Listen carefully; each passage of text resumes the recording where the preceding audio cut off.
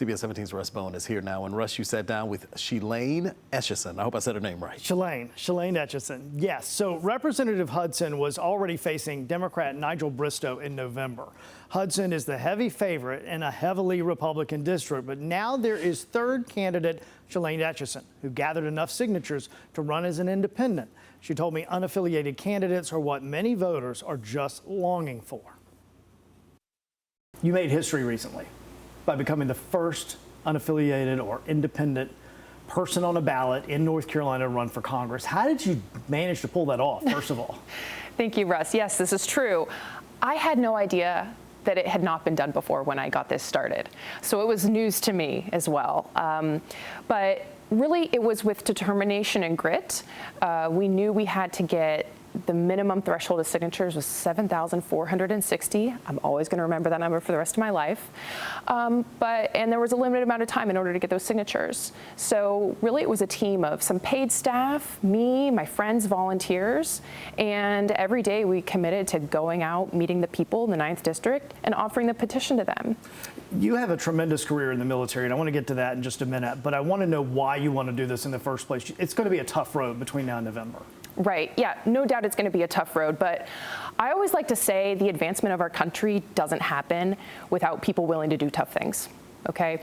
And I do have a background in the military. I've spent a lot of my 20s and 30s in some of the worst conflict zones in the world. There's no way you do that without having a deep appreciation and gratitude for the ideals of this country, for our democracy, the freedoms. And sadly, so many people feel like we are in decline right now, and that our leaders in Congress are really ineffectual to solving some of our problems and making sure that our country is strong well into the future. So you entered the military, from what I understand, after 9/11 and what you saw happening globally and to us after we were attacked. Mm-hmm. Talk to me a little bit about your career after that point. Someone has to. Why not me? So I joined ROTC in college, went to the service, and had really a quite interesting career. At 23 years old, I was leading a platoon in Ramadi, Iraq. That's some really quick leadership experience that you get as a young person. At 25, I was breaking barriers for women in special operations as one of the first cohort of women selected to go on night raids with Army Rangers and Navy SEALs in Afghanistan. And I ended my career by serving in Syria, embedding with the Kurdish female fighters fighting against ISIS with our Tier 1 special operations units, and it served elsewhere in the Middle East. So I was in for about 11 years, and it was certainly a packed 11 years with a lot of leadership experience, a lot of sobering moments, a lot of geopolitical and intergovernmental experience as well. Your biggest competitor, as I'm sure you well know, is going to be Richard Hudson, the incumbent for District 9.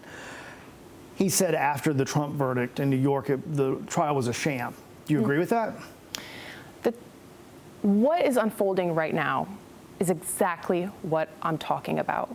We're talking about Trump and this trial being a sham. We're talking about it being politically motivated, but we're talking about laws being broken.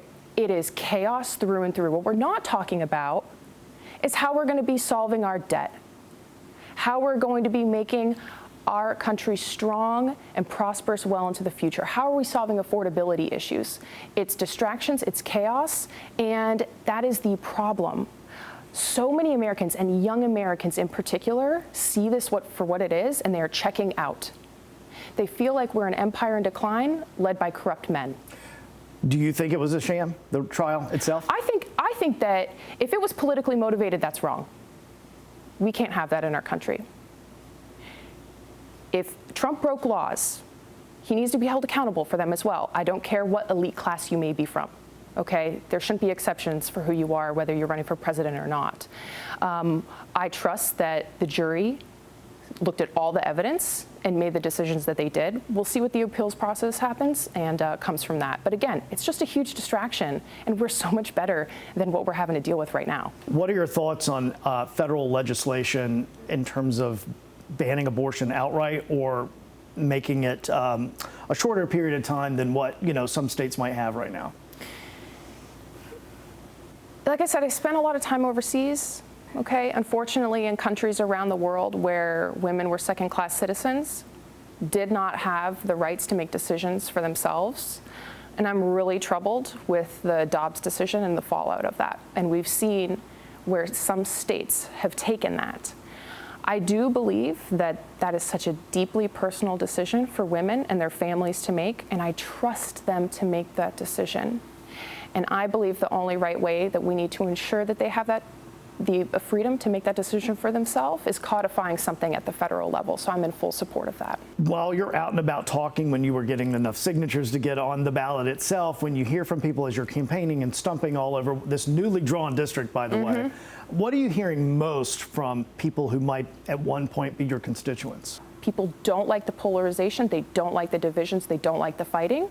I heard a lot about the border being an issue as well. I heard a lot about abortion being an issue, and then a ton about gerrymandering. Okay, people do not appreciate that the maps keep being redrawn for political purposes and undermining the power of their vote.